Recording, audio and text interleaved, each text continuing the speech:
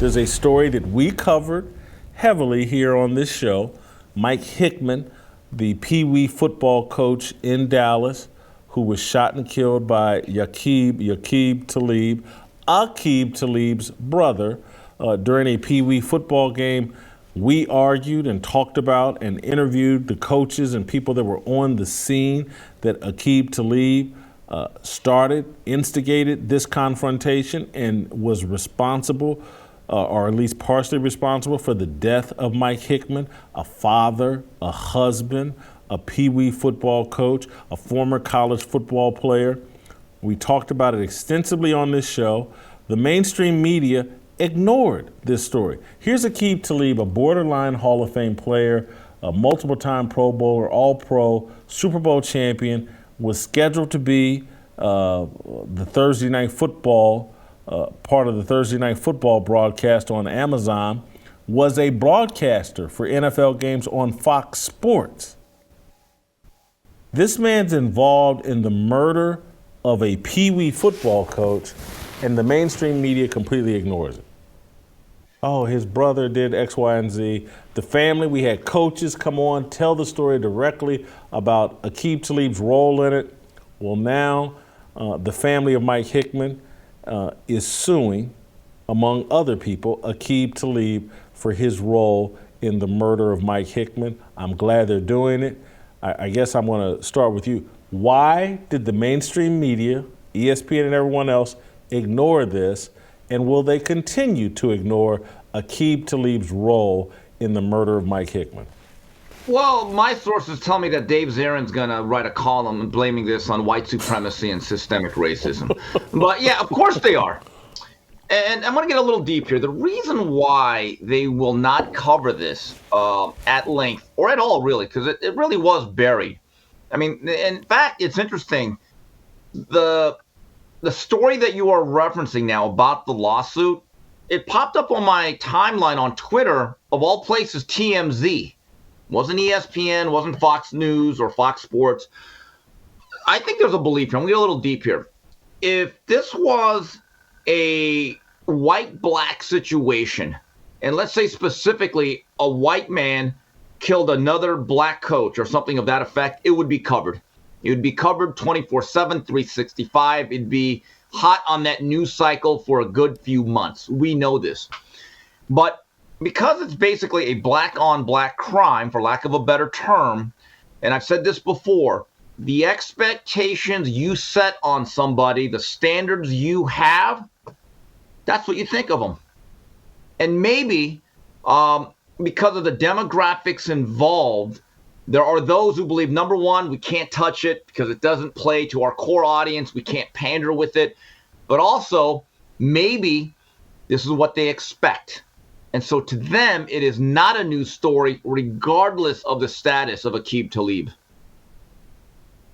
So let me walk you through a real-life example or analogy that illustrates and buttresses your point.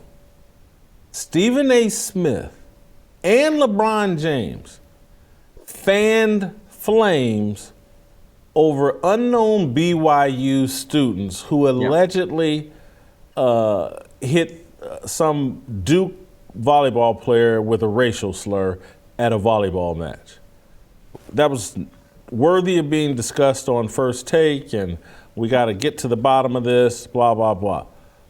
Aqib Talib instigates, according to multiple eyewitness reports, a confrontation that leads to the murder of a 43-year-old former college football player, Pee Wee coach, in front of his 9-year-old son and his wife. But nah, let's don't talk about that. You know what's interesting is that some BYU student may have yelled a nasty word at a Duke volleyball player. Proven to be untrue, but may have. That's worthy of Don Staley calling off playing BYU. That's worthy of going on TV and trashing all of BYU. They're all racist. But Aqib Talib sparking a fight that leads to his brother pulling out a gun and murdering someone in cold blood, nothing to see here. That speaks to, we have super high expectations for random white BYU students, and how dare they not meet those standards? And we have no standards for Aqib Talib and black people at Pee Wee football games. Well, fight broke out and someone got shot, involving a Hall of Fame potential football player and a broadcast. Nothing to see here, nothing to talk about. We expect that from them. We don't expect it from white people. Jason, let's go back. When you say there's nothing to see here, problem was there was a video. We could actually see it. The investigation with BYU, I don't want to say exonerated everybody, but there was never any clear evidence that this happened. But to a point, there were still ramifications for that university. Didn't Don Staley cancel a game against BYU? Yeah. So they paid a penalty or a price, whatever that is. The other thing that's interesting with Aqib Talib, there's a history of this. So that in itself could be a story that, hey, there's a pattern of certain behavior. But, now you leave a family fatherless. And you say you care about people across the board, good, average, hardworking Americans. Now, someone gets slain. It's on video with a noted athlete that is caught on videotape.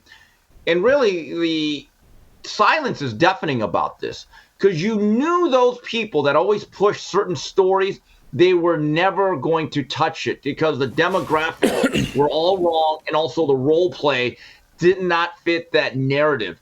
And this will be interesting to see what happens if there's actual real ramifications of this, whether it's financial or criminal. Will any of the major outlets outside of the usual wire story, will they examine some of the deeper rooted problems within the community and the people involved and the certain individuals? Because there is a story here, but unfortunately, my guess is, Jason, it will not be told.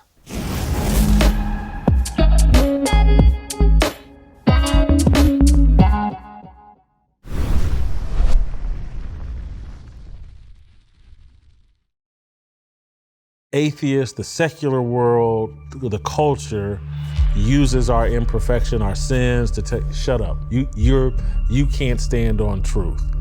And if all it was imperfection, it eliminated us from standing on truth, this would be a very quiet place. I'm trying to be as loud as I can and as transparent as I can to try to inspire other men.